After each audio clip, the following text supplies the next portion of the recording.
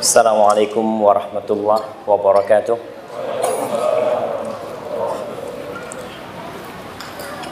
Alhamdulillah alladzi bi ni'matihi tatimmus shalihat.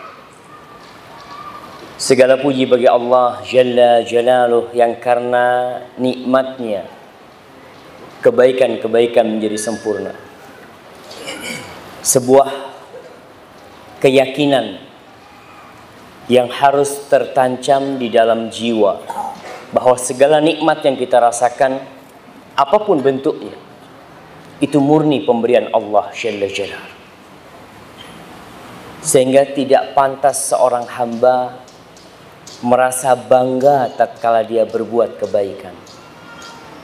Karena kebaikan itu sejatinya adalah karunia Allah Jalla Jalaluh. Kita pun bisa sampai ke tempat ini, Anda bisa duduk bersama antum, itu karena Allah Jalla Jalaluh. Allahumma salli wa sallim wa zid wa barik wa an'im ala hadzal nabiyil karim al-mab'uuts rahmatan lil alamin sayyidina Muhammad wa ala alihi wa ashabihi ajma'in. Ya Allah, semoga salawatmu, salam berkah dan nikmatmu senantiasa kau tambahkan untuk Nabi yang mulia yang engkau utus sebagai rahmah untuk alam semesta ini, junjungan kita Nabi Muhammad sallallahu alaihi wasallam, dan untuk keluarga beliau, untuk istri-istri beliau, untuk putra-putri beliau, dan untuk seluruh sahabat Nabi dan orang-orang yang mengikuti beliau kelak sampai akhir zaman. Dan semoga kita termasuk yang berada dalam salawat-salawat tersebut. Amma ba'd. Ma'asyal ikhwa rahimakumullah. Antum masih ingat dengan perkataan seorang penyair yang mengatakan tajrir riyah bima la tashtahi sufur. Kadangkala angin bertiup tidak sesuai dengan keinginan nelayan. Ya, seperti itulah kejadiannya Anda bisa datang ke tempat ini. Anda bisa berkumpul dengan antum karena Allah Subhanahu wa taala mentakdirkannya. Beberapa hari yang lalu kita masih sibuk sholat tarawih. Kita sibuk berbuka bersama. Kita sibuk menghatamkan Al-Quranul Karim. Tapi setelah lewat satu pekan, kadangkala kenangan-kenangan itu pergi begitu saja. Tidak ada lagi sholat malam yang 11 rakaat yang biasa kita lakukan. Kadangkala dengan takbir yang dibacakan malam takbiran itu, orang udah gak ada yang sholat malam. Dia berpikir sholat tarawih itu hanya untuk Ramadan. Sehingga tatkala takbiran ada tarawih nih. Memang gak ada tarawih di masjid, gak ada. Tapi tetap sholat malam itu sepanjang tahun itu tetap seharusnya kita lakukan. Kita tidak meninggalkannya. Kalau nggak bisa 11 ya 9. Kalau nggak bisa 9 7. Nggak bisa 7 5. Nggak bisa 5 3. Nggak bisa 3 1. Nggak bisa 1. Ya paling nggak sholat isya berjamaah di masjid. Kata Rasul sallallahu alaihi wasallam, man shallal isya fil jamaah faka'annama qama nisfal lail. Barang siapa yang sholat isya berjamaah seakan-akan dia bangun setengah malam. Sholat setengah malam dia. Wa man shallal fajra fi jamaah faka'annama qama al-laila kullah. Barang siapa yang sholat subuh berjamaah seakan-akan dia sholat semalam suntuk. Maka kalau antum nggak bisa tuh sholat witir ya, usahakan sholat berjamaahnya tetap dijaga di masjid. Karena kadangkala ada beberapa nilai yang kurang tepat. Sholat tarawih rame, sholat duhur sepi. Padahal sholat sunnah itu lebih utamanya di rumah. Kenapa ketika sholat sunnah malah ramai masjidnya, ketika sholat berjamaah sepi? Maka usahakan tetap kita jaga nilai-nilai Ramadan. Dan malam ini kita mengkaji sebuah materi yang sebenarnya materi ini sangat ringan sekali. Dan seharusnya yang hadir itu bukan antum ketika membahas materi tersebut. Materi ini pantasnya dibahas kepada orang-orang yang tidak pernah melangkahkan kakinya ke rumah Allah Subhanahu wa taala. Materi ini seharusnya dibahas di tempat-tempat ketika manusia lupa dengan tujuan hidup mereka. Seharusnya bikin kajian kayak gini di pasar. Iya. Ana lihat beberapa temen itu di Surabaya bikin kajian di mall. Iya. Karena biasanya banyak orang nongkrong di mall. Mereka mau nggak ngapa-ngapain ke mall. Sekedar jalan-jalan. Nah, di situ kita ceramain tuh mereka sini nih. Inti supaya tahu kenapa inti ada. Karena kalau diajak ke masjid nggak datang mereka. Apa mereka buka fanspage-nya Bali Mengaji? Enggak, kayaknya kita yang harus datengin tuh mereka tuh. Tapi insya Allah kita untuk memantapkan tentang kenapa kita ada di tempat ini, untuk apa kita ada. Sebagian orang berpandangan, insya Allah nggak ada di sini. Makanya anak kadang-kala kurang semangat nyampaikan ini kepada antum. Karena antum insya Allah sudah tahu kenapa antum ada di tempat ini. Buktinya antum ada di rumah Allah Subhanahu wa taala. Sebagian orang berpandangan bahwa kehidupan ini hanya sebuah kebetulan. Kita ada kebetulan. Mentari terbit dari timur, ya karena kebetulan dia terbit dari timur. Tenggelam di barat pun kebetulan, nggak tenggelam dia di arah utara atau selatan.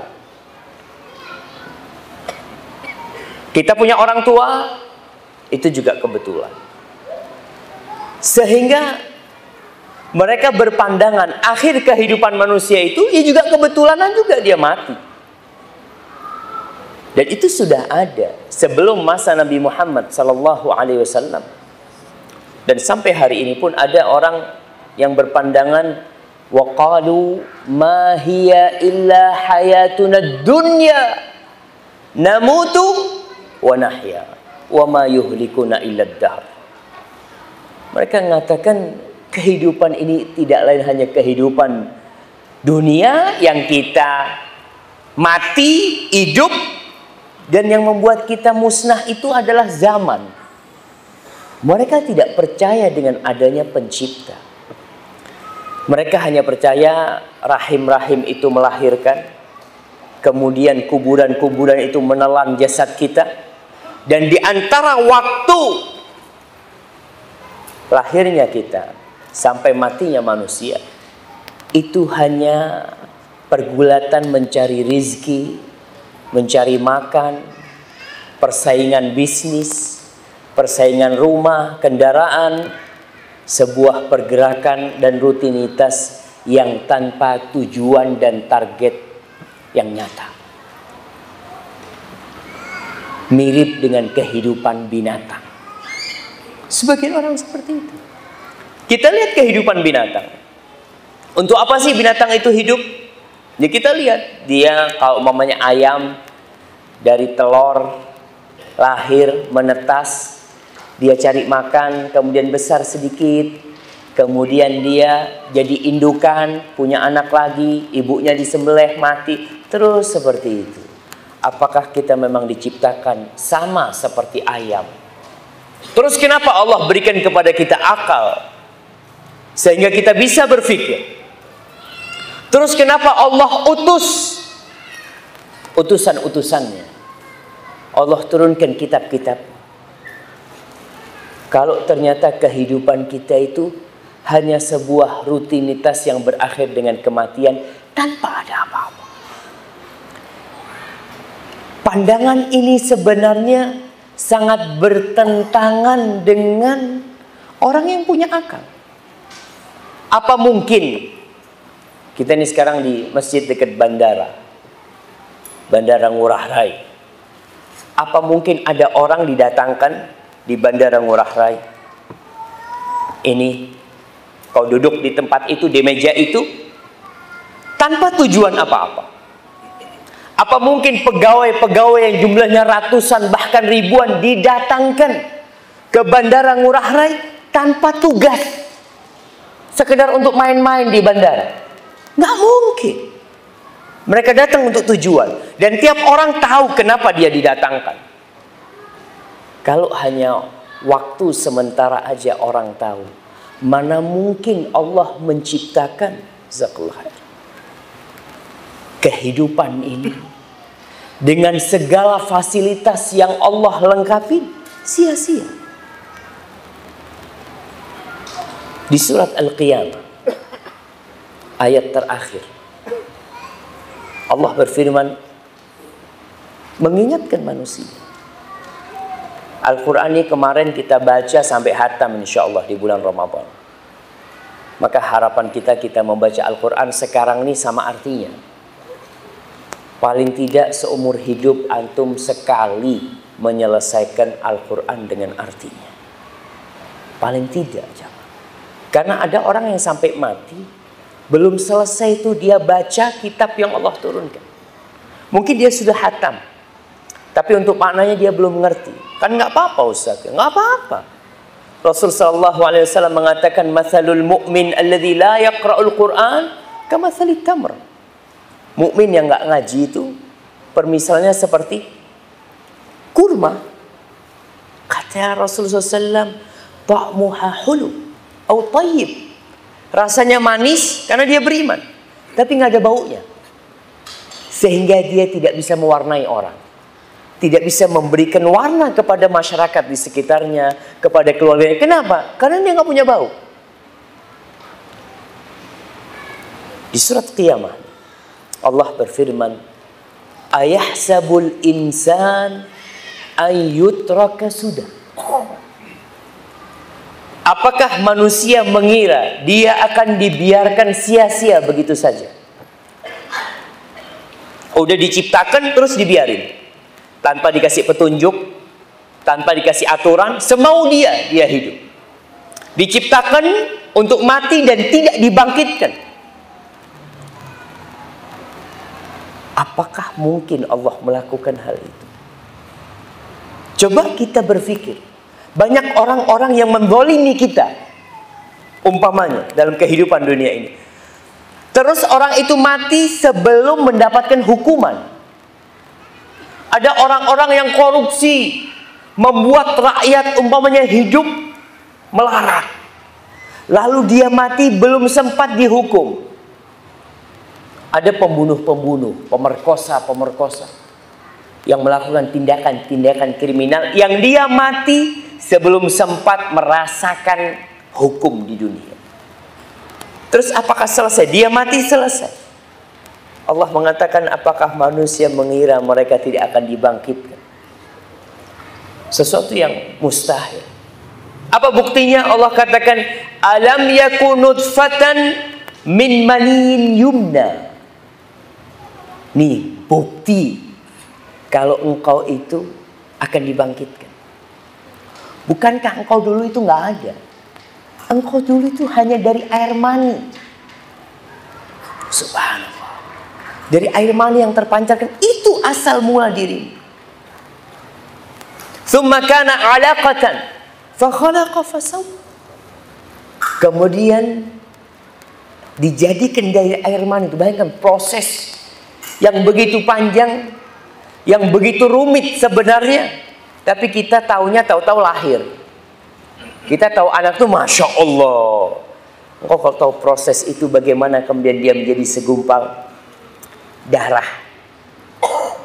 Kemudian setelah itu Allah ciptakan dia keluar jari-jari tangannya, keluar jari-jari kakinya. Kemudian Allah bikin dia punya mata, Allah bikin kita punya hidung, punya mulut. Kemudian setelah itu Allah tiupkan ruh, lalu dikeluarkan. Allah katakan faja'ala minhu zawjaini dzakara wal untha. Kemudian Allah jadikan dari air mani itu dua pasangan, lelaki dan wanita. Alaysa dzalika biqadirin ala an yuhyiyal mauta. Bala. Bukankah Allah yang bisa menciptakan kita dari tidak ada, kemudian melalui proses yang panjang, Dia lebih mampu untuk membangkitkan yang sudah mati. Orang kalau sudah mati itu dibangkitkan kembali, bahannya sudah ada. Membikin sesuatu dari nol tentunya lebih susah daripada membikin sesuatu yang sudah ada kerangkanya. Antum kalau disuruh bikin motor dari awal, dari mulai harus cari bahannya, besinya, kemudian dipanasin besinya, kemudian bikin cetakannya, terus lebih mudah mana? Antum dikasih kerangka motor, habis kebakaran dikatakan ente kembalikan asal. Lebih mudah. Maka tatkala ada orang kafir membawa tulang belulang, dia bawa tulang belulang kemudian dia patahkan di hadapan Rasul sallallahu alaihi wasallam, kemudian dilemparkan.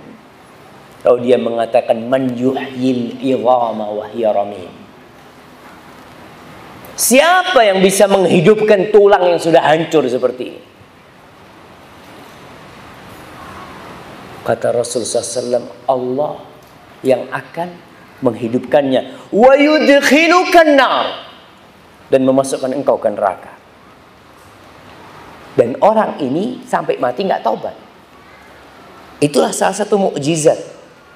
Rasulullah SAW dikasih wahyu sehingga dia menyampaikannya. Engkau mati kafir. Ma'asyal muslimin rahimakumullah. Maka kita akan dibangkitkan. Terus untuk apa kita ada sebenarnya? Sebelum kita melanjutkan itu, ada sebuah pelajaran berkaitan dengan membaca Al-Quranul Karim, di mana Rasul Sallallahu Alaihi Wasallam ketika membaca Al-Quranul Karim, beliau berinteraksi dengan bacaannya, tidak hanya lewat bacaan itu. Sehingga di sini dituntut seorang Muslim memahami artinya. Walaupun kalau dia sampai mati nggak paham, nggak apa-apa sebenarnya. Maksudnya nggak dosa, selama dia menjalankan kewajiban-kewajibannya. Tapi Nabi SAW, Anas bercerita, idza marra bi ayati azab, kalau lewat dengan ayat azab, Rasulullah SAW mengatakan a'udzubillah. Beliau berlindung dari azab Allah Subhanahu wa taala. Kalau lewat ayat-ayat rahmat, beliau minta dari rahmat Allah Subhanahu wa taala. Kita kadang-kala baca berapa banyak, nggak pernah minta. Ketika firman Allah, umpamanya kita baca wasari'u ila maghfiratin min rabbikum wa jannatin 'arduha as-samawati wal ardu 'iddat lil muttaqin. Kita nggak pernah minta, ya Allah, mudah-mudahan aku termasuk orang-orang yang bertakwa, masukkan aku ke surga. Nabi alaihissalam berinteraksi. Dalam sebuah hadis yang diriwayatkan oleh Abu Dawud dari Abu Musa an Musa ibn Abi Aisyah, qala kana rajulun yusalli fawqa baitihi. Dulu ada seorang yang sholat di atap rumahnya. Kenapa sholat di atap rumahnya? Wallahu a'lam. Kadangkala di dalam rumah itu pengap, rumah dulu itu pengap rumahnya, sehingga untuk sholat sulit, untuk khusyuk. Itu yang pertama. Yang kedua, bisa jadi rumahnya sempit, sehingga kalau dia sujud harus bangunin istrinya. Seperti Rasulullah SAW. Nabi SAW kalau mau sujud sholat malam, mesti beliau itu nyolek Aisyah. Karena kakinya Aisyah itu membujur gitu. Rumahnya kecil, nggak cukup. Maka ini orang sholatnya di atas rumahnya. Jadi rumah orang Arab, antum kalau lihat tuh modelnya kayak Ka'bah tuh, kotak-kotak gitu. Jadi di atasnya bisa dibuat sholat. Antum jangan sholat di genteng, sholat di atas. Antum gimana mau sujud nanti kalau di genteng gitu? Ini kayak memang ada atapnya gitu, datar gitu. Kana rajulun yusalli fawqa baitihi wa kana idza qara'a, dan orang ini biasanya kalau membaca alaysa dzalika biqadirin ala an yuhyal mauta, bukankah yang seperti itu yang menciptakan manusia dari air mani kemudian menjadikannya darah kemudian menjadikannya dua pasangan, bukankah yang menciptakan itu mampu untuk menghidupkan yang mati? Orang ini mengatakan subhanaka fabala, subhanak, maha suci engkau ya Allah. Iya, tentu engkau bisa ya Allah. Fasa'aluhu an dzalik, lalu ditanya nih orang ini sahabat nih yang ditanya sama orang-orang. Qala, kenapa kau melakukan itu? Setiap kau baca itu kau jawabnya subhanak fabala. Apa jawab orang ini? Sami'tuhu min Rasulillah sallallahu alaihi wasallam. Aku mendengarnya dari Rasulullah sallallahu alaihi wasallam. Hadis ini disahihkan oleh Syekh Albani rahmatullah alaihi. Ada hadis yang dhaif berkaitan dengan mamanya yang membaca watini wazaitun alaihissallah bi ahkamil hakimin. Itu hadis dhaif. Tapi para ulama menjelaskan enggak apa-apa kita jawab, karena hadis yang umum itu menjelaskan Nabi berinteraksi dengan bacaannya. Hanya yang terjadi khilaf di antara para ulama, kalau salat wajib, apakah seorang berinteraksi dengan bacaannya ketika salat fardu? Umpamanya ketika baca sabbihisma rabbikal a'la, apakah dia berhenti mengatakan subhana rabbiyal a'la ketika salat fardu? Syekh Utsaimin rahmatullah alaihi mengatakan tidak perlu, karena tidak pernah dinukil Nabi itu kalau salat fardu sallallahu alaihi wasallam melakukan itu. Yang ada ketika sholat malam, sholat sunnah, beliau itu bacanya satu persatu kemudian berinteraksi dengan bacaannya. Hadza wallahu a'lam bishawab. Tapi para jamaah, Allah Jalla Jalaluhu di dalam Al-Qur'anul Karim seringkali menyindir manusia. Antum tahu di Arab Saudi percetakan Al-Qur'anul Karim mencetak terjemahan Al-Quran dengan bahasa Inggris tanpa ada bahasa Arabnya. Mereka bikin sengaja itu. Dan dikirim ke Amerika. Dibagi-bagi. Salah satu yang mendapatkannya penjara-penjara itu dikasih. Dan banyak yang masuk Islam. Karena Allah seringkali menyindir kita, mengingatkan kita. Contohnya di surat Al-Mursalat, wal mursalati urfa. Allah mengatakan alam naj'alil arda kifata ahya'aw wa amwata. Allah katakan, bukankah kami sudah menjadikan bumi ini sebagai wadah untuk manusia, yang hidup yang mati. Antum lihat, yang mati di perutnya, yang hidup di atasnya. Kemudian Allah mengingatkan alam naj'al lahu ainain walisanan wa syafatain wa hadainahu najdain. Bukankah kami sudah menjadikan bagi manusia itu dua mata? Siapa yang ngasih kau mata itu? Orang tuamu? Enggak. Siapa yang ngasih? Ada pencipta yang memberikan dua mata kepadamu. Kalau kita mau urut, subhanallah jemaah, yang ada di tubuh kita ini seharusnya membuat kita semakin yakin bahwa Allah itu Esa dan hanya Dia yang berhak disembah. Kita bisa ngomong, coba jamaah. Antum kadang-kala melihat orang lahir sumbing, langit-langit mulutnya nggak ada. Gimana? Allah katakan kami menjadikan buat manusia lisan dan dua bibir nih. Kemudian wahadainahu najdain. Kami kasih petunjuk kepada dia dua jalan.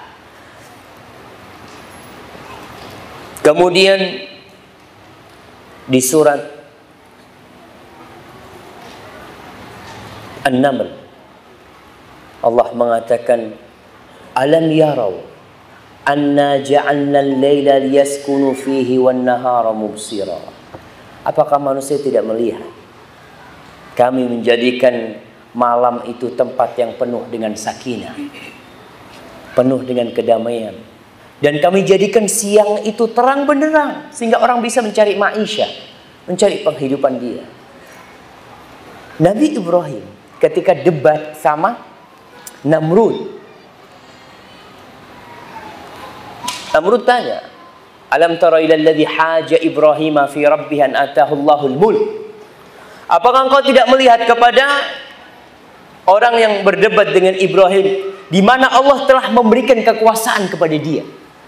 Orang biasanya kalau punya kekuasaan itu sombong, sulit menerima kebenaran. Orang kalau dikasih kekayaan itu biasanya akan merasa lebih, sehingga bukti-bukti kebenaran yang disampaikan kepada dia jadi mental. Karena apa? Karena dia merasa memiliki, dia merasa lebih. Apalagi kalau yang menyampaikan lebih miskin. Biasanya itu siapa? Kadang-kadang seperti itu. Allah katakan, innal insana la yadgha ar-ra'ahu istaghna. Manusia itu benar-benar melampaui batas karena merasa dirinya nggak butuh.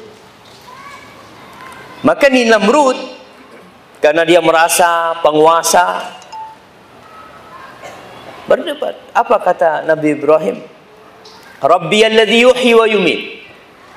Rabbku yang menghidupkan dan yang mematikan. Apa jawab Namrud? Qal ana uhyi wa umit. Aku juga menghidupkan dan mematikan, kata dia. Sama Nabi Ibrahim tidak diperpanjang debatnya. Nggak mengatakan bukan itu yang dimaksud, enggak. Ini orang udah nggak benar nih. Apa kata Nabi Ibrahim?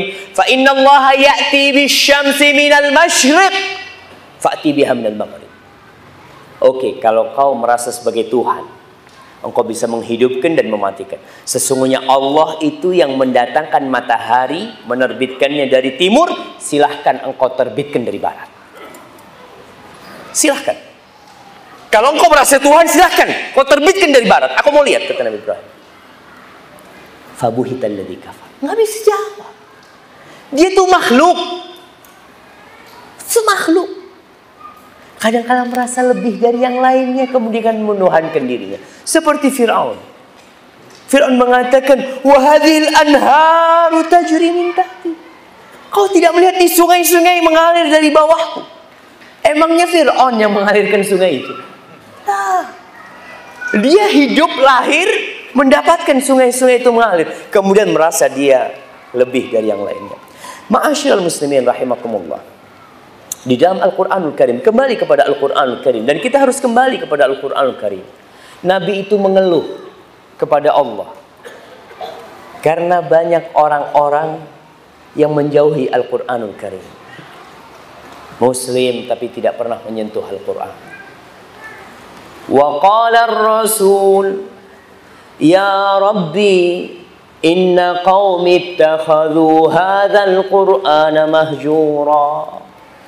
Dan Rasul berkata, ya Rabbi, sesungguhnya kaumku ini menjadikan Al-Quran barang yang ditinggalkan sama mereka itu. Subhanallah. Allah seringkali mengingatkan manusia. Kenapa kita ada?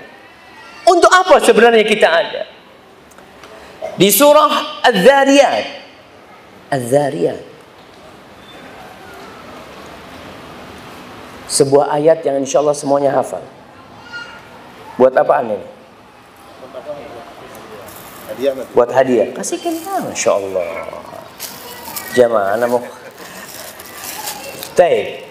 Surat Az-Zariyat tentang penciptaan manusia dan bangsa jin. Siapa yang hafal ayatnya? Jemaah. Nah, fadhal.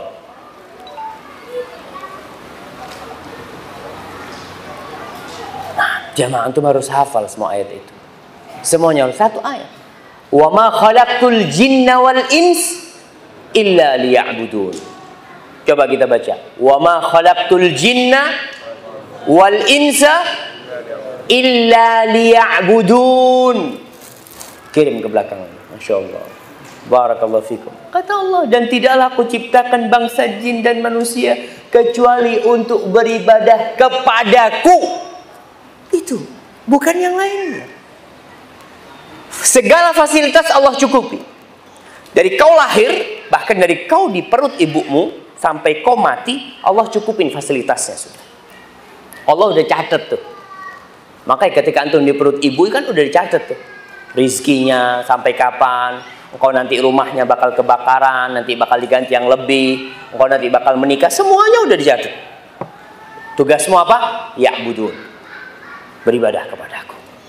Ma uridu minhum min rizqin wa ma uridu an yut'imun. Kata Allah, aku nggak butuh mereka kerja ngasih aku rizki. Enggak.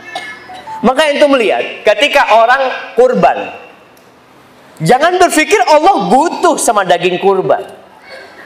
Jangan pernah berpikir Allah butuh dengan kucuran darah kurban, lah. Maka dikatakan la yanalallah luhumuha wala dima'uha walakin yanaluhu taqwa minkum. Nggak sampai kepada Allah tuh darah sama dagingnya. Kalian yang mau motong yang besar kambingnya, darahnya lebih banyak, dagingnya lebih banyak, itu akan sampai kepada Allah? Kalla. Tidak. Apa yang sampai kepada Allah? Takwa dari kalian. Walakin yanaluhu taqwa minkum. Kata Allah, ma uridu minhum min rizqin wa ma uridu an yut'imun. Mereka ngasih makan nggak butuh. Ketika Allah wajibkan haji, walillahi 'alan nasi hajjul baiti man istata'a ilaihi sabila. Apa dipikir Allah butuh ada orang yang berkunjung ke rumah Allah? Allah butuh orang-orang Indonesia yang jumlahnya tiap tahun 200.000 untuk berangkat haji? Lah. Kata Allah, wa man kafara fa innallaha ghaniyun 'anil 'alamin. Barang siapa yang kufur, yang nggak mau berangkat haji, Allah itu nggak butuh sama alam semesta ini. Allah nggak butuh dengan alam semesta ini. Allahu Akbar. Apa bukti ketidakbutuhan Allah dengan alam semesta ini? Semuanya bakal Allah hancurin. Semuanya bakal. Kita pun akan hancur. Maka tujuan Allah menciptakan kita hanya untuk beribadah kepadanya. Di surah Al-Mulk ayat kedua, Allah juga ingatkan kenapa dia ciptakan kematian dan kehidupan. Siapa yang mau jawab? Nah, alladzi khalaqal mauta wal hayata liyabluwakum ayyukum ahsanu amala wa huwal azizul ghafur.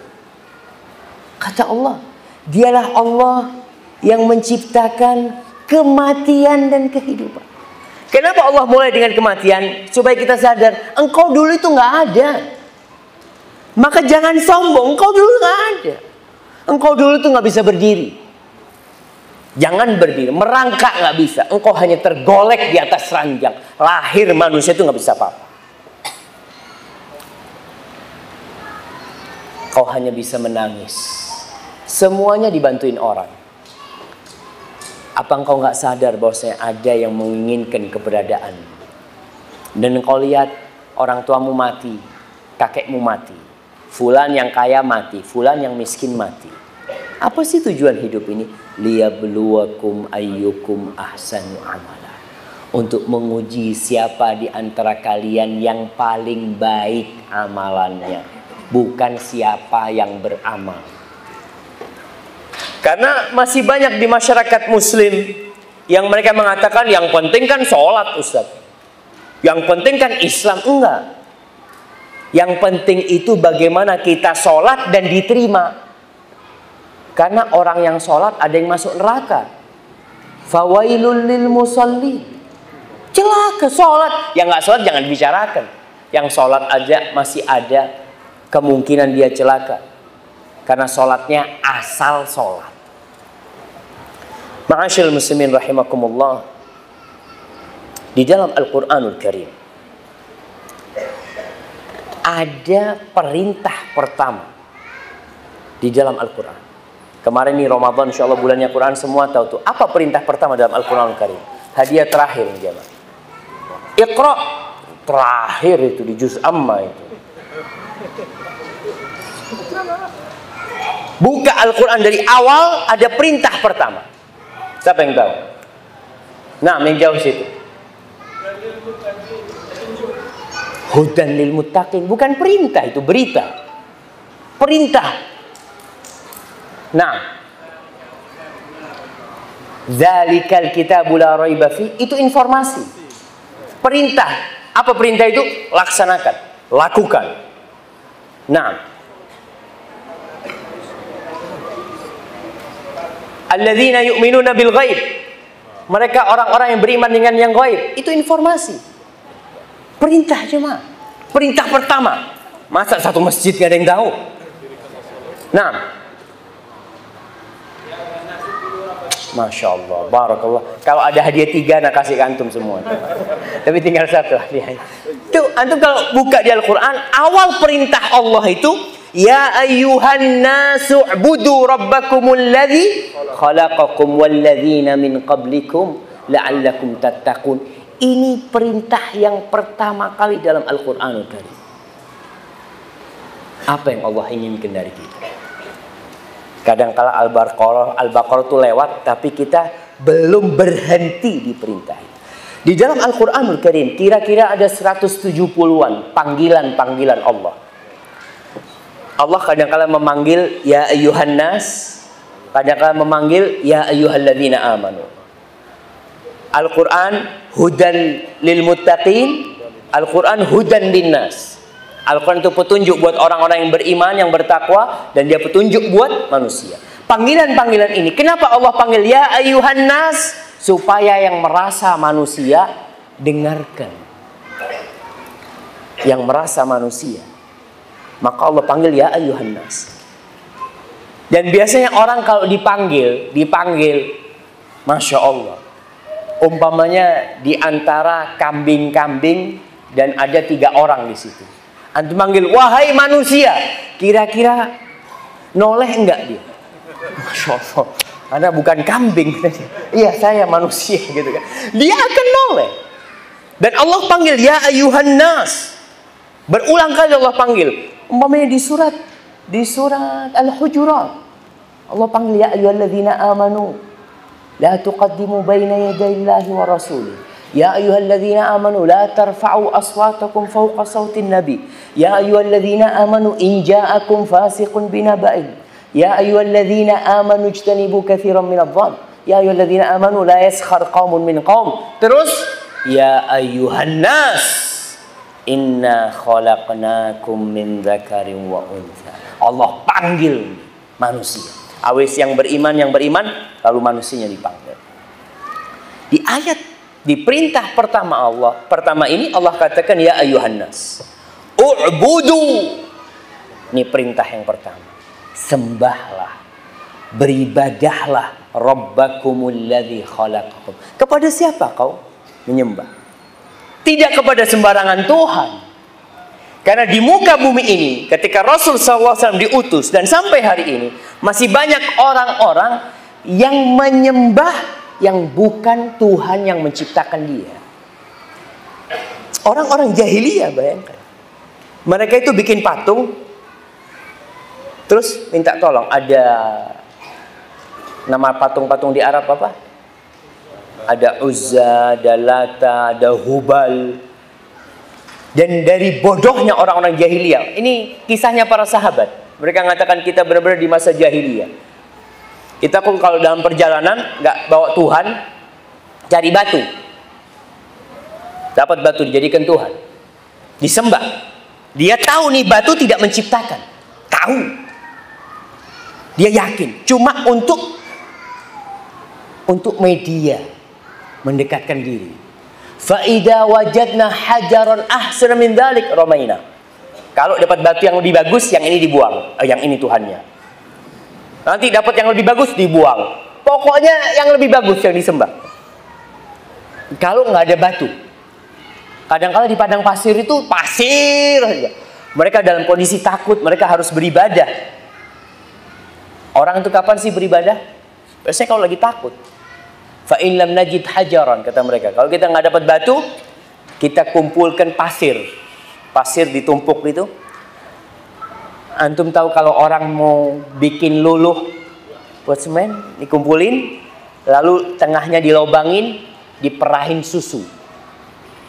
Susunya kambing, susunya onta diperahin. Tsumma tufna haulahu. Lalu kita tawaf di sekitarnya. Subhanallah. Allah katakan u'budu rabbakumul ladzi khalaqakum. Kau kalau menyembah Tuhan, Tuhan yang menciptakan kau. Bukan Tuhan-Tuhan palsu yang disembah. Mereka juga cerita, fa illam najid syai'an. Kalau kita nggak punya apa-apa, tapi kita punya kurma, kita tumpuk tuh kurma. Lalu kita berdoa. Fa idza ju'na akalna. Kalau kita lapar, kita makan kurmanya. Tuhannya dimakan. Na'udzubillah min dzalik. Dan ketika ayat ini turun, orang-orang itu tidak sadar kalau ternyata yang mereka lakukan itu bertentangan dengan akal mereka sebenarnya. Alladzi khalaqakum walladzina min qablikum. Dan yang menciptakan orang-orang sebelum kalian. Tanyakan, bapaknya ente itu siapa yang menciptakan? Apakah Hubal ini menciptakan bapaknya ente? Apakah itu 360 patung yang ada di sekitar Ka'bah ada yang turut menciptakan lalat? Allah kasih percontohan kepada mereka bahwasanya itu sesembahan-sesembahan kadang-kala kan dikasih sesajen. Kata Allah, kalau ada lalat yang datang, mereka nggak bisa mengusir lalat itu. Dha'ufat talib wal matlub. Tuhan yang disembah tidak bisa mengusir lalat itu, dan lalat padahal lemah dia itu. Ma'asyiral muslimin rahimakumullah. Andai kata seluruh penduduk Bali berkumpul, andai kata seluruh penduduk Indonesia berkumpul untuk menciptakan seekor lalat, wallah nggak ada yang bisa. Tapi kenapa mereka tidak menyembah Tuhannya lalat? Siapa yang menciptakan? Kalau ada yang menciptakan lalat, pantas disembah, pantas disembah.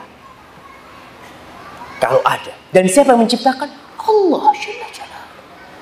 Engkau lihat segala ciptaannya, subhanallah. Kata Allah, la'allakum tattaqun. Agar kalian bertakwa kepada Allah.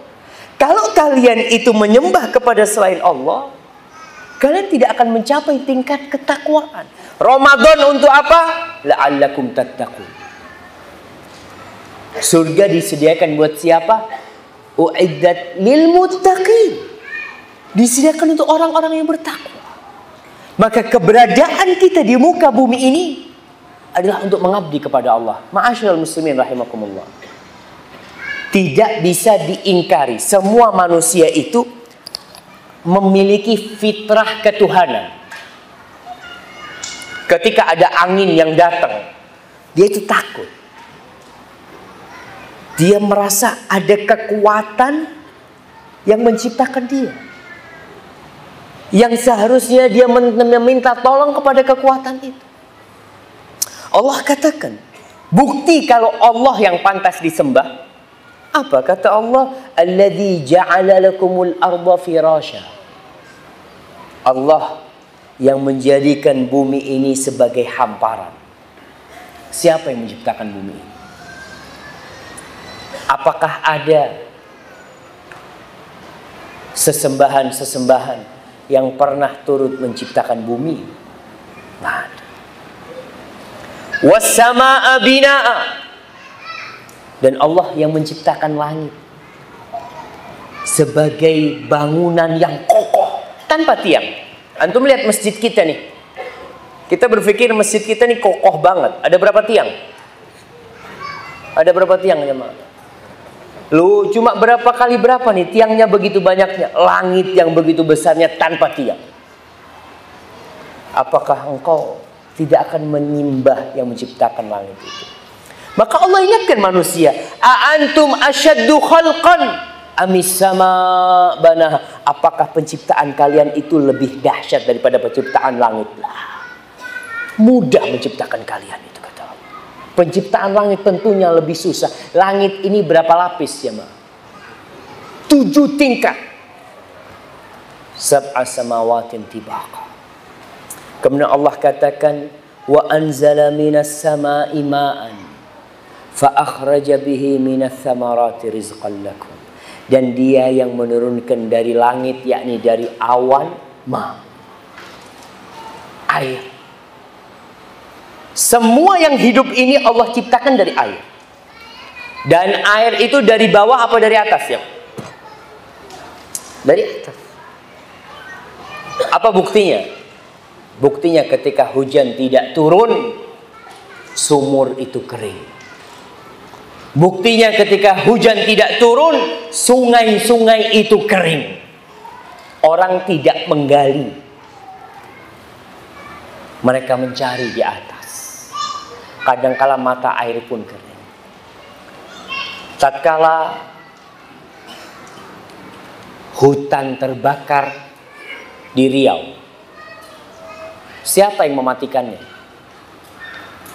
Indonesia bekerja sama dengan Singapura, dengan Malaysia untuk mematikan itu hutan yang terbakar. Tapi tidak terbakar kecuali tatkala Allah turunkan hujan, baru terbakar. Coba kita berpikir, siapa yang menurunkan hujan? Di Indonesia terkenal ada pawang hujan.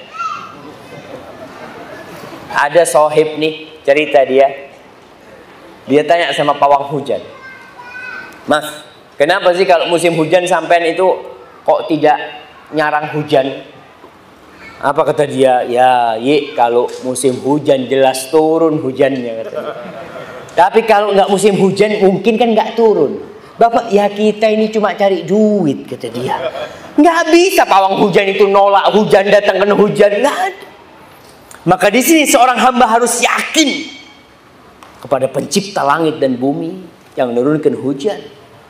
Dan di Indonesia, tauhid hamba itu mulai digeser sedikit demi sedikit dengan tayangan-tayangan di televisi. Pernah main layangan ya, Pak? Layangan. Nah, subhanallah, kita nggak sadar dulu kalau kita telah berbuat syirik. Kita dari sohib-sohib waktu SD kalau main layangan nggak ada angin itu, kita meminta kepada siapa? Bersiul. Angin. Dia jemaah. Nggak minta sama Allah jemaah. Ini termasuk perbuatan yang seharusnya diluruskan. Padahal kau tahu yang menciptakan itu Allah Jalla Jalaluh, kemudian kau meminta kepada selain Allah Subhanahu wa taala. Maka Allah katakan, "Fala taj'alu lillahi andadan wa antum ta'lamun." Jangan kalian ini menjadikan bagi Allah tandingan-tandingan, sekutu-sekutu, sedangkan engkau tahu. Engkau tahu kalau mereka itu tidak menciptakan dirimu.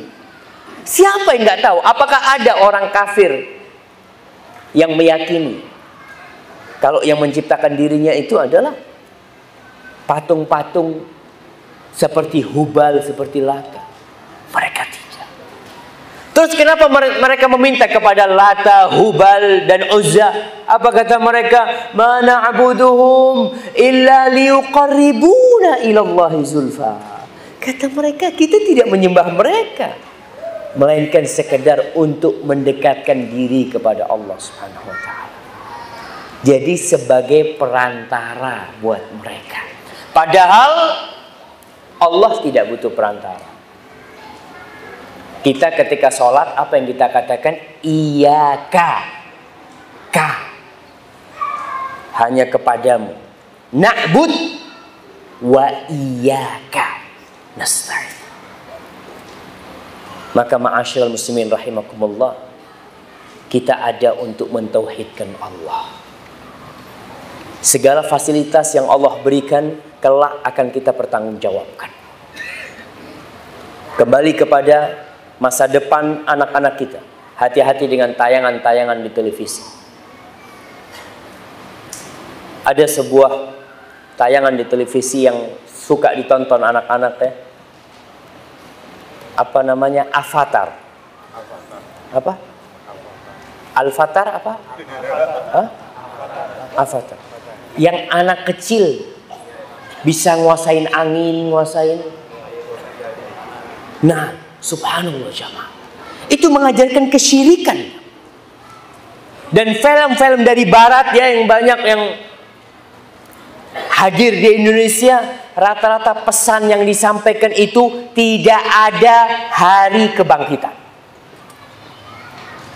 Itu pesan yang disampaikan kepada kita. Sehingga manusia tidak sadar bahwasanya dia diciptakan untuk mengabdi kepada Allah Jalla Jalaluhu. Silahkan Engkau mengabdi kepada Allah dimanapun engkau berada. Dan seorang muslim, detik-detik dari kehidupan dia seharusnya mendekatkan diri kepada Allah Subhanahu wa ta'ala. Tidak harus di masjid. Allah katakan kepada orang yang habis salat Jumat, apa kata Allah? Fa idza qudiyatis shalah fantashiru fil ardh. Kalau selesai salat, silahkan kalian itu bertebaran di bumi. Ya, kita lanjutkan habis salat Isya. Hadza wa sallallahu ala nabiyyina Muhammadin wa ala alihi wasallam. Alhamdulillah. Wassalatu wassalamu ala Rasulillah, amma ba'd. Setelah sesi pertama itu, insyaallah kita semua semakin yakin bahwa keberadaan kita di muka bumi ini hanyalah untuk mengabdi kepada Allah Subhanahu wa ta'ala. Semua fasilitas yang Allah berikan, yang ada di tubuh kita atau yang di luar, itu semua adalah untuk menguji siapa di antara kita yang paling baik amalannya.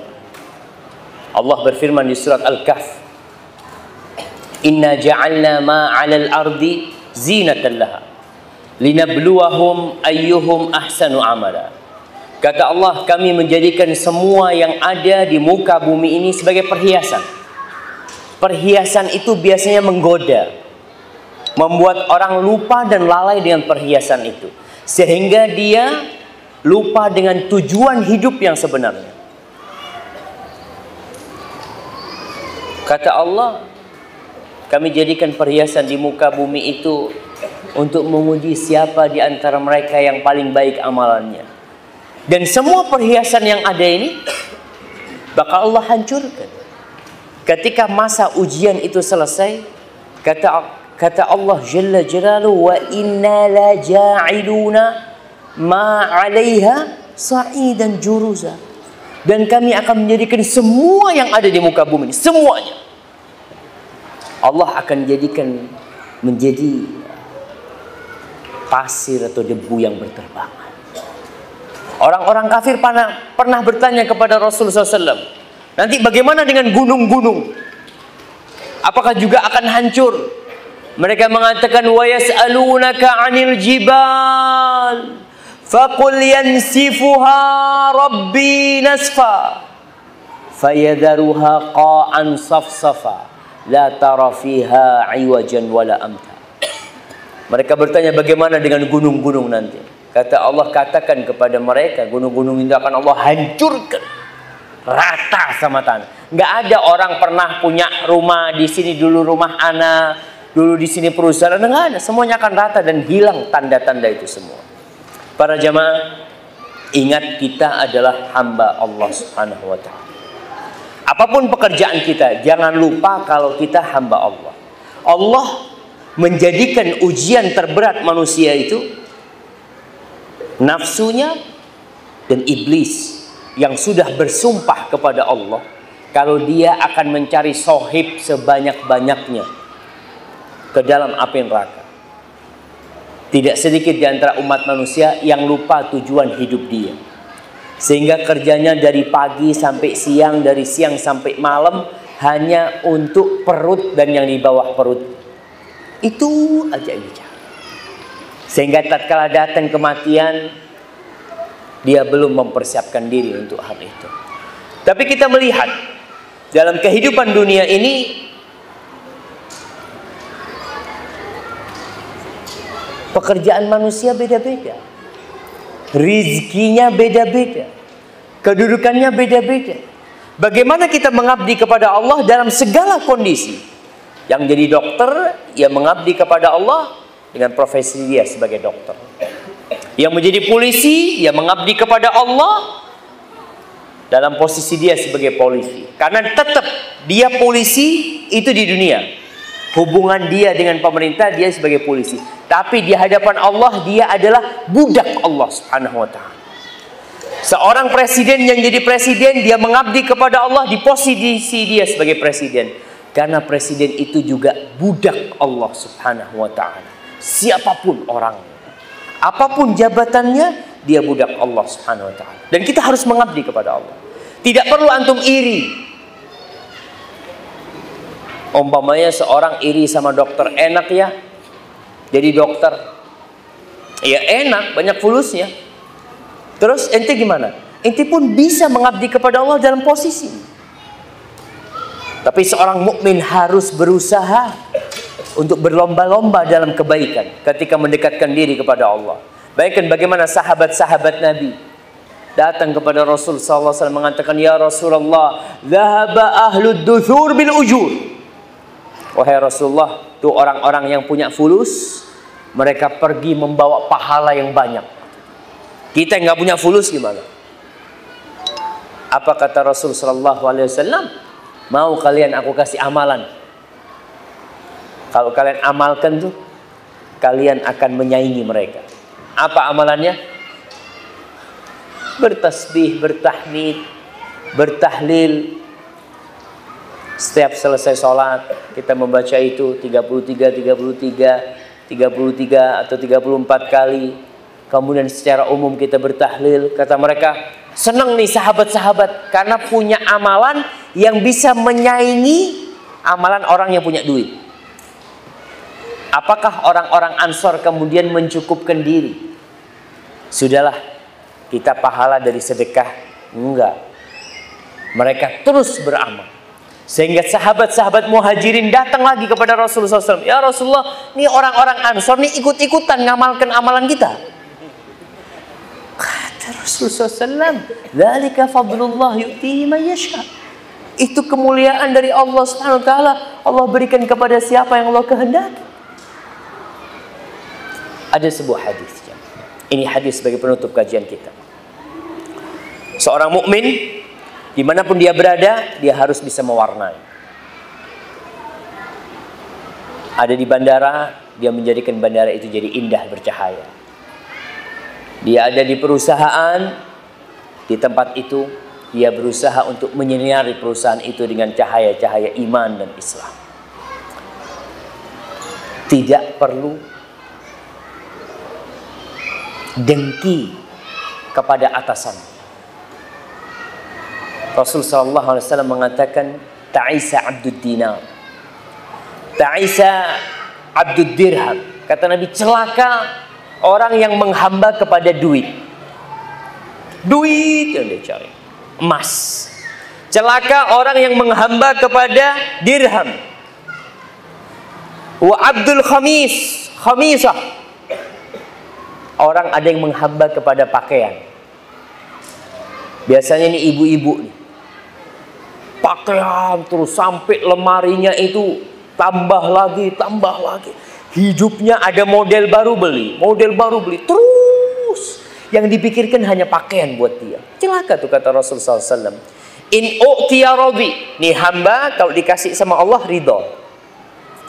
Wa in lam yu'ta sakhit. Tapi kalau dia nggak dikasih, dia murka. Ada orang-orang seperti itu. Ketika rezekinya lancar, Masya Allah, Alhamdulillah. Ketika nggak dikasih, dia murka kepada Allah Subhanahu Wa Taala. Wantakas. Akhirnya dia berpaling. Yang dulunya biasa ke masjid, gara-gara rezekinya sempit nggak ke masjid. Yang dulunya ikut kajian, gara-gara punya masalah, dia tidak lagi ikut kajian. Itu hamba, yang orang yang menghamba kepada benda seperti itu. Wa idza syika falan taqash. Kata Rasulullah SAW, mudah-mudahan kalau dia kemasukan duri, mudah-mudahan nggak bisa keluar tuh durinya, kata Rasulullah. Rasul doakan keburukan buat orang itu. Tuba. Terus siapa hamba yang baik itu? Hamba Allah yang dicintai Allah itu siapa? Apakah yang kaya? Apakah yang pejabat yang bisa menolong orang banyak mungkin dengan jabatannya? Kata Rasulullah SAW, tuba li abdin akhidin bi anani farasihi. Sebuah kebaikan buat hamba yang memegang tali kendali kudanya fi sabilillah, di jalan Allah Subhanahu wa taala. Ash'ath ra'suhu mughabbaratin qadama. Rambutnya udah kusut. Kakinya udah berdebu. In kana fil hirasah, kana fil hirasah. Kalau dia dikasih tugas di penjagaan, ya dia melaksanakan tugasnya di penjagaan itu. Wa in kana fis saqah kana fis saqah. Kalau dia dapat bagian di belakang, jagain di belakang, barisan belakang, dia di bagian belakang. Dia tidak pernah murka kepada Allah Subhanahu wa taala. Tapi dia melaksanakan tugas dimanapun dia berada. Ini sta'dzan lam yu'dzan. Orang ini kalau minta izin nggak dikasih izin. Dari rendahannya itu orang. Wa in syafa'a lam yushfa'. Kalau dia minta tolong buat orang lain nggak diterima permintaan pertolongan dia itu. Ini yang baik. Maka antum dimanapun berada, jangan sampai rebutan untuk menjadi yang ada di depan. Rebutan untuk sebagai pembawa acara. Rebutan untuk megang kamera umpamanya. Rebutan jadi ketua yayasan. Rebutan jadi bendahara. Rebutan. Subhanallah. Dimanapun engkau berada, sudah terima takdir. Laksanakan tugasmu. Karena di sini pun engkau menjadi hamba Allah Subhanahu wa taala. Aku jadi hamba Allah di sini. Kalau memang tugasku ini, terima. Kadang-kala ada yang mendapatkan posisi yang tidak pernah kena kamera. Selama hidupnya dia, ya Allah Ustaz, ana ini Ustaz 20 tahun adanya di belakang kamera terus. Kapan ana ada di depan kamera? Ente itu yang ada di belakang kamera, alhamdulillah. Kalau nggak ada ente, nggak kelihatan tuh Ustadznya. Pahala dia begitu besarnya jemaah. Subhanallah. Maka dimanapun kau berada, tunjukkan kalau kau hamba Allah. Dan ingat, apapun posisimu, jabatanmu sebagai hamba Allah lebih tinggi daripada posisimu dan jabatan. Karena ada orang-orang yang lupa bahwa dia budaknya Allah. Karena dia berada di dalam posisi yang begitu besarnya, kemudian tidak lagi taat kepada Allah Subhanahu wa taala. Ma'asyiral muslimin rahimakumullah. Sampai kapan kita menjadi budak Allah? Sampai kapan kita begini nih Ustaz? Capek kayak gini sampai kapan? Apa kata Allah? Wa'bud rabbaka hatta ya'tiyakal yaqin. Terus engkau beribadah kepada Allah, kepada Rabbmu sampai kematian datang menyebut. Jangan pernah merasa bangga dengan amal kebajikan. Karena setan tidak pernah berhenti menggodain kita. Setan tuh godain kita dari dua cara. Dari syahwat dan syubhat. Kalau orang ini suka dengan syahwat, maka maka setan memalingkan dia kepada mengikuti syahwatnya.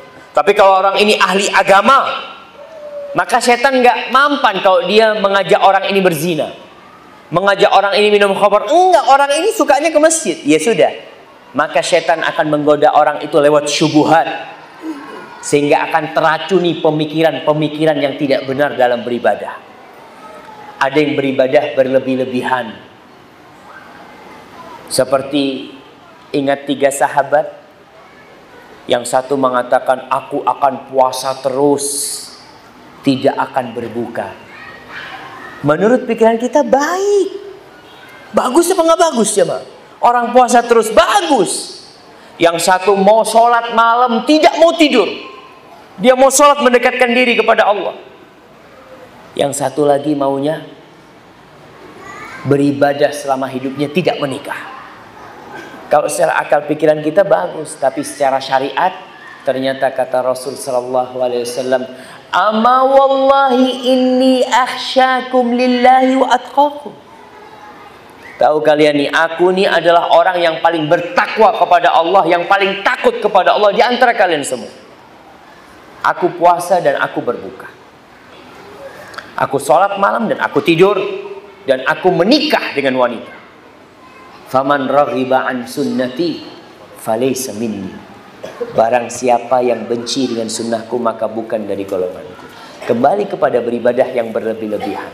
Akhirnya muncul kelompok-kelompok dalam Islam ini yang mengklaim dirinya adalah paling benar.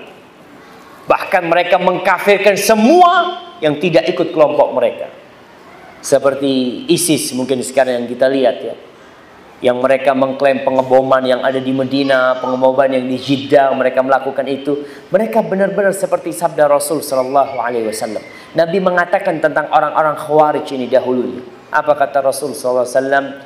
Yatrukuna ahlal awthan wa yaqtuluna ahlal Islam.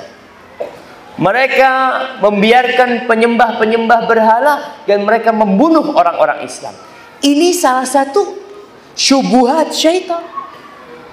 Anda pernah mendengarkan salah satu telepon antara orang ISIS sama temannya. Apa kata dia? Syuf, kata dia, membunuh kalian ini lebih utama daripada membunuh orang kafir asli. Karena kalian murtad semua. Dan orang yang murtad halal darahnya. Itu yang mereka lakukan. Dan ini termasuk penyimpangan yang dilakukan oleh syaitan. Kepada berlebih-lebihan dalam beribadah. Maka ibadah yang benar, menjadi hamba Allah yang benar adalah tetap di atas sunnah Rasul sallallahu alaihi wasallam, mengikuti pemahaman para sahabat Nabi Muhammad sallallahu alaihi wasallam, tidak meremehkan agama. Ada mulai kelompok-kelompok yang meremehkan Islam, meremehkan Al-Quran. Bahkan mereka ada di antaranya yang menghalalkan LGBT. Nah, kita bicara ulama ini. Seorang mengatakan, katanya, ini profesor tafsir. Dia mengatakan LGBT itu nggak apa-apa. Yang nggak boleh itu kalau ada pemaksaan. Iya.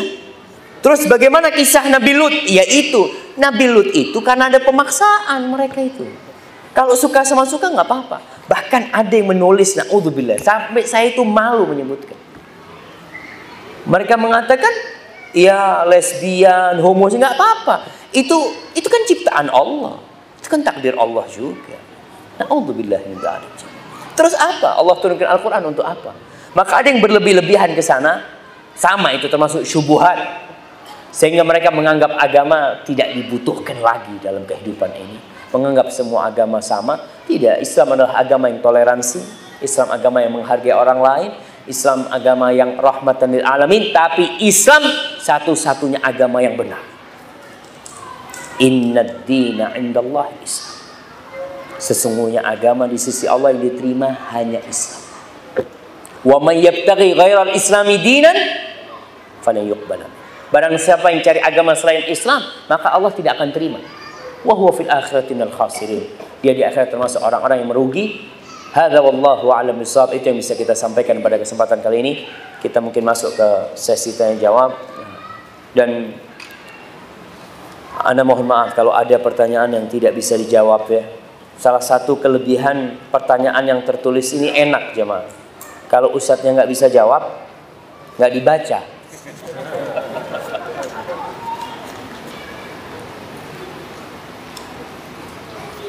Nah, saya ingin bertanya, bagaimana cara kita beribadah agar diterima oleh Allah SWT? Kenapa sih jemaah? Ada orang yang masih menyingkat pujian buat Allah Subhanahu wa ta'ala. Mungkin enggak orang mengatakan, ya YTH Ustadz Syafiq. YTH. Enggak. Memang sekarang ini alhamdulillah sarana sudah mudah menulis. Subhanahu wa ta'ala. Subhanahu wa ta'ala itu akan kita dapatkan di catatan timbangan kebaikan kita. Di rapot kita nanti kita akan dapetin. Kalau yang kita tulis SWT, yang ada di rapot apa? Ya SWT. Apa yang kita tulis itu yang akan kita dapatkan.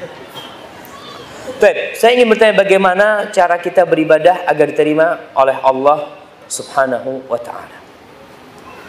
Ketika Allah menurunkan Nabi Adam alaihissalam dari surga, Allah mengatakan, fa imma ya'tiyannakum minni huda faman tabi'a hudaya fala khaufun 'alaihim wala hum yahzanun. Dan di ayat lainnya, faman tabi'a hudaya fala yadhillu wala yashqa. Kata Allah, kalau datang hidayah kepada kalian nanti, ini Allah mengatakan kepada Nabi Adam, yang ngikutin hidayah itu maka hidupnya akan penuh dengan ketentraman dan kebahagiaan. Dia tidak akan takut dan dia tidak akan khawatir. Dia tidak akan tersesat dan dia tidak akan sengsara hidupnya. Apa hidayah yang Allah turunkan? Allah utus para nabi. Maka beribadah tidak sembarangan. Allah turunkan kitab-kitab kepada para nabi. Lewat itulah kita beribadah. Sehingga Allah berfirman, liyabluwakum ayyukum ahsanu amala, untuk menguji siapa di antara kalian yang paling baik amalannya. Kata Fudail bin Iyad, Allah tidak akan menerima amalan sampai amalan itu jadi benar dan baik. Benar dan baik. Benar itu dari mana kita tahu? Dari mana jemaah? Benar itu ya karena ada tuntunannya. Umpamanya kenapa kita salat zuhur 4 rakaat? Ustaz, mungkin salat zuhur 4 rakaat itu kalau masjidnya nggak pakai AC. Kalau pakai AC kan kenapa nggak 8 rakaat Ustaz? Kita kalau pakai akal kita kan gitu. Kan lebih banyak lebih baik. Salat subuh, oke lah Ustaz. Salat subuh itu kan Nabi dulu kan bacaannya panjang-panjang 2 rakaat. Sekarang imamnya cuma baca kulhu sama kulul falak. Masa 2 rakaat juga? Kita berpikir dibikin aja 6 rakaat. Enggak. Kalau secara akal mungkin itu baik. Tapi tidak benar. Baik itu ikhlas lillahi ta'ala. Benar itu mengikuti tuntunannya Rasulullah SAW. Allah sebutkan di surat Al-Ma'un, fawailun lil musallin, celaka buat orang-orang yang salat. Siapa sih?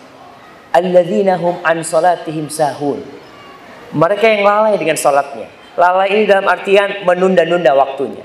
Salat zuhur pas waktu asar, salat asar pas waktu maghrib, tidak sesuai dengan syariatnya, tidak mengikuti sunnah Rasul SAW. Alladzina hum yura'un. Di sini dia riya, tidak ikhlas lillahi ta'ala. Maka syarat diterimanya amalan itu syahadat kita, asyhadu an la ilaha illallah wa asyhadu anna Muhammad Rasulullah. Asyhadu an la ilaha illallah menuntut kita untuk ikhlas. Engkau kan bersaksi bahwa tiada yang berhak disembah kecuali Allah. Ya udah, kenapa kau beribadah untuk yang lainnya? Itu ikhlas. Syarat yang kedua sesuai dengan sunnah Rasulullah SAW. Kenapa? Karena engkau bersaksi asyhadu anna Muhammadan Rasulullah sallallahu alaihi wasallam. Hadza wallahu a'lam bissawab.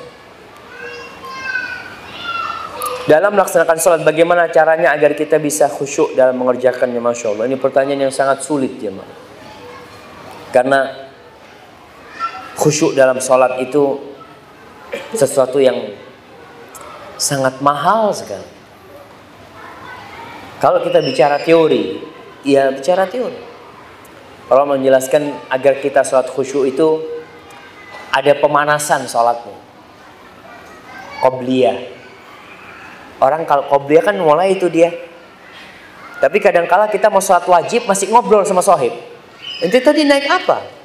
Naik motor. Yang mana? Ini imam sudah Allahu Akbar. Salat dulu. Allahu Akbar. Mau gimana mau khusyuk ente? Baru aja. Kalau jual susah memang. Maka kita harus persiapkan adanya pemanasan tadi. Salat sunnah itu termasuk yang menggiring kita untuk lebih khusyuk. Kemudian memahami apa yang dibaca. Kalau kita tidak paham dengan yang kita baca, ya kadang-kala tetap khusyuk. Ada orang-orang yang sholat di Masjid Nabawi, ya kadang-kala imamnya nangis, ya nangis. Insya Allah. Habis sholat ditanya sama sahibnya, ente kenapa ente nangis? Nggak tahu, imamnya nangis itu juga enak ada nggak nangis. Kan ada orang-orang yang terharu ya, dia itu nangis karena terharu aja dia, bukan karena khusyuk. Imamnya khusyuk, dia bukan karena khusyuk. Jadi kadang-kala memahami artinya itu membuat kita lebih khusyuk. Membuat kita lebih khusyuk. Kemudian bacaannya. Rasul sallallahu alaihi wasallam bacaan rukuknya, bacaan sujudnya, bacaan iftitahnya itu beragam. Tidak satu. Bervariasi. Kalau mau menyebut itu salah satu yang menyebabkan kita lebih khusyuk. Kenapa? Karena kita akan mengingat-ingat. Kita nih, anak mau baca yang ini. Umpamanya ketika sujud, Allahumma laka sajadtu. Apa terus ya? Karena dia baru ngafalin nih. Tapi kalau subhana rabbiyal a'la, Dia sambil mikir sepedanya, subhanarabbil a'la, lewat dia kayak gitu. Tapi kalau ada sesuatu yang, tapi jangan sampai itu bikin-bikin gitu, bukan. Sunnah-sunnah Rasul kita amalkan. Terus bacaan suratnya. Kalau antum punya surat-surat baru, itu menyebabkan antum lebih khusyuk. Hafalan baru ya umpamanya.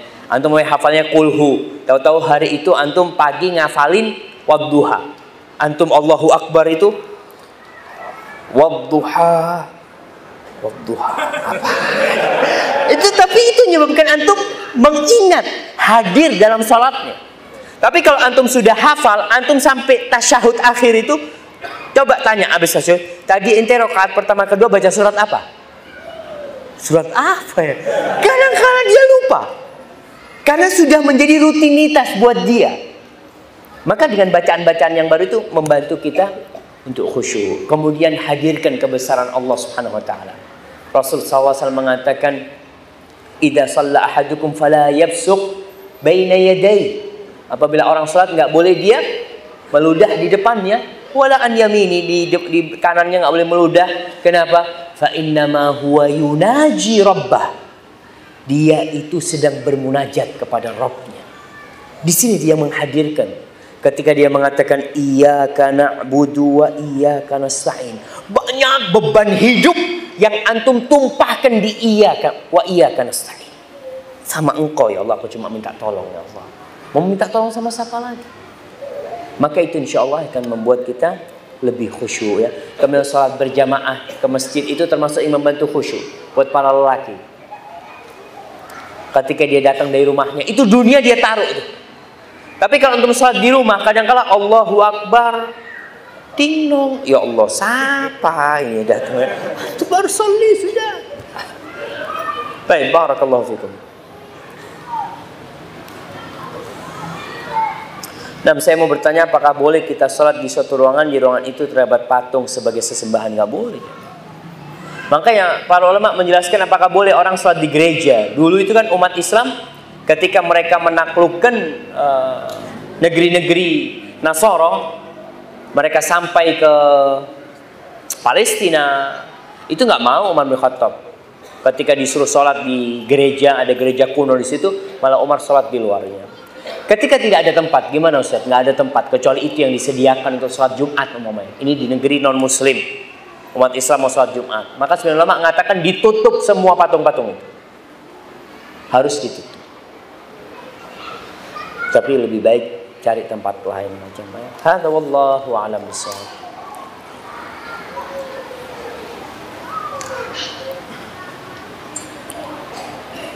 Apa hukumnya ilmu yin and yang? Yin and yang. Apa nih? Kepercayaan Cina yang bisa melihat karakter serta kekuatan dan kelemahan seseorang berdasarkan tanggal lahir dan waktu lahir. Subhanallah. Ya, ini tidak jauh dengan ilmu Jawa sebenarnya. Iya kan? Di Jawa itu ada. Mungkin kalau di Jawa itu yin and yang. Karena biasanya ada hono coroko apa gitu kan. Jawa itu mereka juga punya di Jawa itu. Mereka ketika orang mau kawin itu kan dilihat tanggal lahirnya, kemudian dilihat pula kalau yang sering ada Scorpio, ada bintangnya seperti itu dilihat. Nggak boleh kita melakukan hal itu. Kecuali memang Allah menjadikan itu sebab. Mengetahui karakter orang itu mungkin dari wajahnya. Ada yang orang ngelihat wajah orang kalau kayak gini nih kelihatan tuh. Kayaknya pelit nih kalau dari jauh kelihatan. Itu kadang-kadang terjadi seperti itu. Itu firasat sebenarnya. Ada ilmu firasat.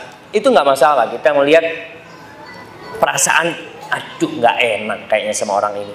Kadang-kadang kita mau bisnis sama orang, ngelihat dari jauh, kayaknya gagalin aja udah. Iya, firasat itu udah nggak enak. Bukan karena tanggal lahirnya. Apa orang kalau mau bisnis ditanya itu tanggal lahirnya berapa? Nggak. Seperti itu. Wallahu a'lam bishawab, itu yang Anda ketahui. Jadi nggak ada ilmu yang seperti itu. Itu bukan dari Islam.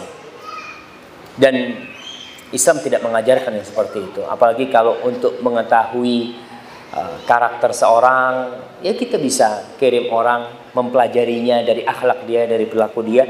Tapi kalau dari tanggal lahir, wallahu a'lam bishawab.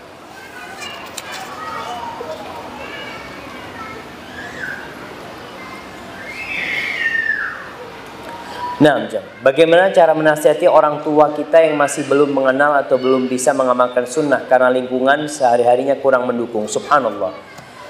Lingkungan itu sangat besar pengaruhnya.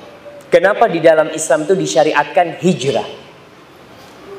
Ada syariat hijrah ila yaumil qiyamah, sampai hari kiamat. Karena masalahnya lingkungan. Ketika Rasul sallallahu alaihi wasallam menyuruh para sahabatnya hijrah ke Habasyah dari Mekah, karena di Mekah nggak kondusif. Habasyah juga negeri kafir, tapi lebih ringan. Godaan untuk agama mereka lebih ringan, tapi ternyata tetap pengaruhnya besar. Ada sahabat Nabi yang murtad. Istrinya siapa? Suaminya siapa? Suaminya Ummu Habibah. Jadi murtad dia. Padahal dia awalnya muslim. Karena lingkungan. Maka pengaruh lingkungan ini sangat besar sekali. Kita yang seharusnya menciptakan lingkungan itu. Kalau berkaitan dengan orang tua kita, banyak anak itu yang merantau. Sehingga dia tidak bisa sering-sering berkumpul sama orang tuanya. Mungkin cuma ketika mudik, ya Ustaz, anak susah nasihat orang tua. Itu berapa kali nasihat orang tua? Ya cuma kalau mudik seminggu. Seminggu sama ente, setelah itu 350 hari bersama lingkungannya. Oleh karena itu Al-Auza'i, Ibn Rahuyah, apa Al-Auza'i, satu antara dua orang ini, Ishaq Ibn Rahuyah insyaallah. Ketika itu dia di Libanon, tahu-tahu ada orang datang, orang Persia. Ditanya, ente dari mana? Dari Tastur. Tastur itu daerah Iran sana, Irak sana. Ditanya, ente muslim? Iya, anak muslim, kata dia. Orang tua ente masih majusi. Anak ninggalkan dia masih majusi. Apa kata gurunya ini? Yang mengatakan, coba kau pulang. Jangan kau tinggalkan orang tuamu. Mungkin orang tuamu bisa dapat hidayah lewat dirimu. Ini baru nyampe nih, suruh pulang. Ya udah pulang. Ketika pulang ternyata bapaknya sakit. Dia rawat bapaknya. Bapaknya bingung melihat anaknya berbakti sama dia. Padahal beda agama. Itulah Islam.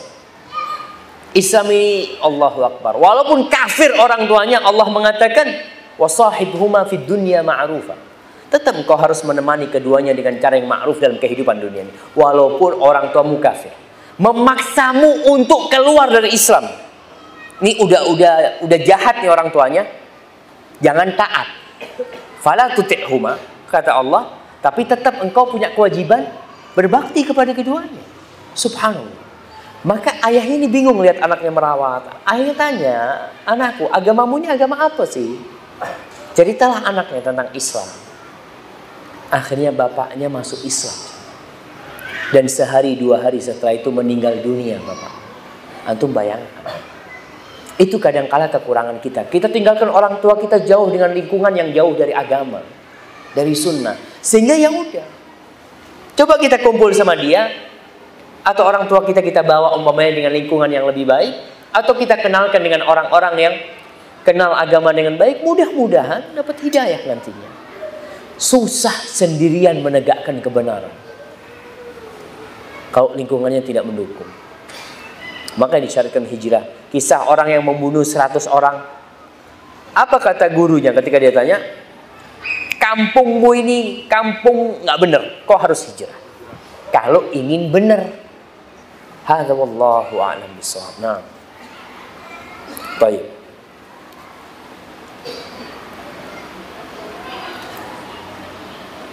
Bagaimana hukumnya membawa nasi lengkap kemudian dibawa ke seorang tokoh masyarakat untuk dimintakan doa bagi orang yang sudah meninggal? Iya, ini namanya tawassul. Di dalam Islam itu ada 3 tawasul yang disyariatkan.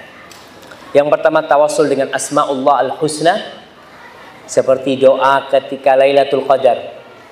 Allahumma innaka afuun tuhibbul afwa. Lihat deh, 2 kata pertama kita tidak berdoa.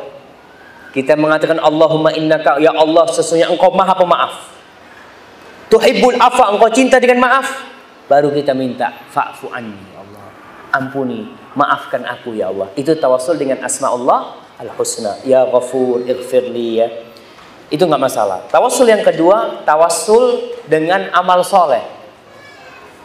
Seperti sedekah, puasa sunnah, apa aja. Nabi mengatakan dawu mardakum bis sadaqah. Obati orang yang sakit di antara kalian dengan kalian bersedekah, nggak apa-apa. Kita sedekah ke masjid, ya Allah mudah-mudahan kau sembuhkan ummi ana ya Allah. Nggak masalah. Itu tawasul dengan amal soleh. Yang ketiga, tawasul dengan doa orang soleh yang masih hidup. Boleh. Kita datang ke rumah orang soleh itu, ya biasanya kita bawa oleh-oleh atau apa. Tapi Anda nggak tahu maksudnya nasi lengkap ini apakah itu sekedar oleh-oleh buat sang tokoh masyarakat. Kalau memang dia orang yang soleh ya, nggak apa-apa jemaah. Kita datang tuh kepada orang soleh minta doanya nggak apa-apa. Tapi syaratnya dia masih hidup. Dan benar orang itu orang soleh, bukan dukun. Nah, kita harus, jangan sampai yang kita datengin dukun. Datang, para ulama itu masih tetap seperti itu. Datang kepada gurunya, mengatakan guruku doakan anak. Anak ngomong sama abahnya, mau Mi-nya, Mi besok anak mau ujian, Mi doakan anak Mi ya. Mi anak besok mau berangkat ke Bali, doakan. Itu nggak masalah. Itu termasuk tawasul dengan doa orang soleh yang masih hidup. Para sahabat minta doanya Rasul SAW. Minta doanya Abbas, minta doanya orang-orang soleh. Tidak semua orang dimintain doa. Makanya ketika minta hujan, Umar bin Khattab bertawasul dengan Abbas. Dipanggil Abbas, sini kau doa minta sama Allah buat kita. Berdoa, nggak apa-apa itu jamaah. Tapi jangan itu jadikan kebiasaan sehingga kita nggak mau berdoa. Ente kenapa nggak minta? Wallah ana takut tidak dikabulkan. Allah itu berfirman, ud'uni pasti Allah kabulkan. Kau minta, jangan takut. Iya, satu pertanyaan terakhir mungkin jamaah ya.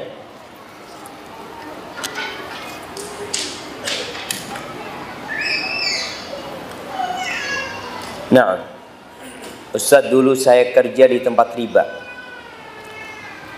Sekarang saya ingin tobat, tapi saya bingung cara membersihkan harta yang saya beli bercampur antara uang halal dan riba. Tolong penjelasannya. Barakallahu fiik. Iya. Jadi riba harta haram ini ada 2 macam. Ada yang barangnya haram. Ada yang cara mendapatkannya haram. Barangnya haram itu seperti barang curian. Kita nyuri sampai mati itu barang haram milik orang. Bagaimana dengan yang dulu kita mendapatkannya dengan cara yang haram? Kita udah tobat nih. Mau dikembalikan ke siapa? Nggak bisa dikembalikan ke siapa-siapa. Memang itu bukan barangnya orang. Itu bukan barangnya orang. Hanya caranya dia. Ya. Tapi kalau umpamanya itu milik orang jelas. Seperti riba. Orang umpamanya menganakkan uang. Membungakan uang, meribakan 1 juta, dia tahu nih kelebihannya punya orang, dia balikin. Tapi kalau dia nggak tahu, Ustaz nggak tahu, Ustaz, ana cuma kerjanya dulu di tempat riba. Jadi dia nggak tahu mana barang yang halal, yang haram ya. Yang seperti ini hendaklah banyak-banyak bersedekah dia, banyak-banyak bersedekah dengan niat membersihkan dirinya dari yang haram-haram. Karena nggak tahu barang yang haram itu yang mana. Kalau tahu ya itu kita berikan. Tapi kalau sudah bercampur, ya banyak-banyak bersedekah dan bertobat kepada Allah Subhanahu wa taala. Allah itu cinta dengan orang-orang yang kembali kepada Allah. Hadza wallahu a'lam bishawab. Apabila yang saya sampaikan benar itu dari Allah Subhanahu wa taala, kalau ada yang salah dan kurang berkenan itu dari diri saya sendiri. Allah dan Rasulnya terbebaskan dari kesalahan itu. Subhanakallahumma bihamdika asyhadu an la ilaha illa anta astaghfiruka wa atubu ilaik. Assalamualaikum warahmatullahi wabarakatuh.